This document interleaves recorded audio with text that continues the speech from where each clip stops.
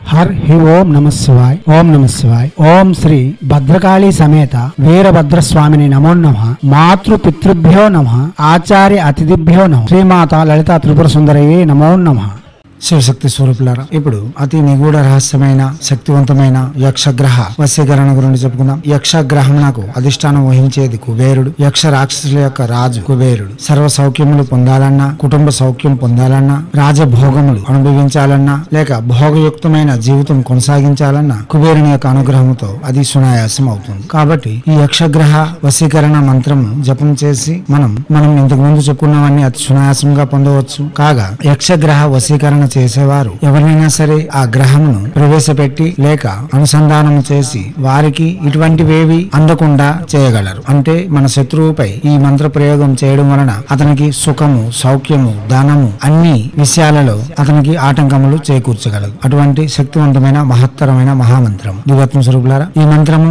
ఉత్తరాభిముఖంగా కూర్చొని జపం చేయడం చాలా విశేషమైన ఫలితములు ఇవ్వగలదు. బంగారు వర్ణము, చందనపు వర్ణము వస్త్రములు, రక్త చందనపు స్ఫటికమాలతో జపం చేయడం, తీయని పదార్థములు ప్రసాదంగా నివేదన చేస్తూ ఇంటికి ఉత్తర వైపు ఉన్న తులసి మొక్క వద్ద విప్ప నూనెతో దీపం వెలిగిస్తూ ఈ మంత్రము 16 రోజుల్లోగా 1,16,000 జపం చేయవలసి ఉంటుంది. ఇలా జపం చేసిన తర్వాత పూర్ణిమ రోజు రాత్రి వేళ చంద్ర కలలయందు కూర్చొని 16 మాలలు జపం చేసి తర్వాత ఎవరిపైనైనా ప్రయోగం చేసుకోవచ్చు, లేక మన యొక్క సుఖ సౌఖ్యముల కొరకు మనం కూడా వినియోగించుకోవచ్చు. ఇతర వివరములకు గురువులను సంప్రదించండి, లేక మాతో ప్రత్యక్షంగా సంప్రదించండి. తంత్రయోగంలో అధిష్టి ప్రజ్ఞ విద్యలు ఎప్పుడు కూడా ప్రసంగాల్లో చెప్పబడవు. దివ్యాత్మ స్వరూపులారా, ఇప్పుడు యక్షగ్రహ వశీకరణ మంత్రం.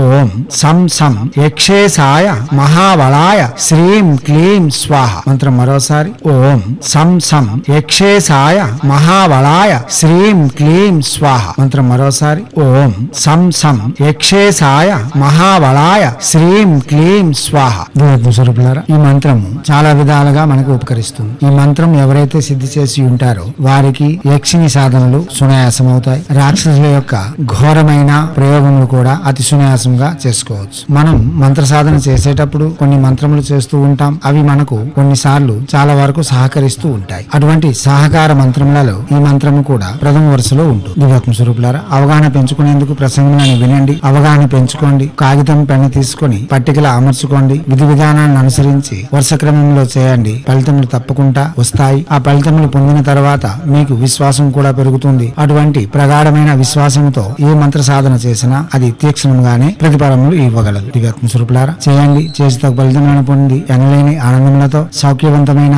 ఆనందభరితమైన, ఐశ్వర్యయుక్తమైన జీవితం కొనసాగించాలని హైందవ సనాతన ధర్మ ఋషులు మనకు అందించిన విద్యలు వినియోగించుకొని భారతీయ సంస్కృతి సాంప్రదాయాలు కాపాడుతూ మనకంటూ ఒక చిరునామాను ఏర్పరచుకోవాలని కోరుతూ ఎప్పుడూ మీ సేవలు రత్నశ్రీ హిందూ సేవ సమాజ్ ఆచార్య భీమసింగ్ రవికుమార్ ఆర్ ఆఫ్ నిఖిలానంద సాగర్ మహారాజ్.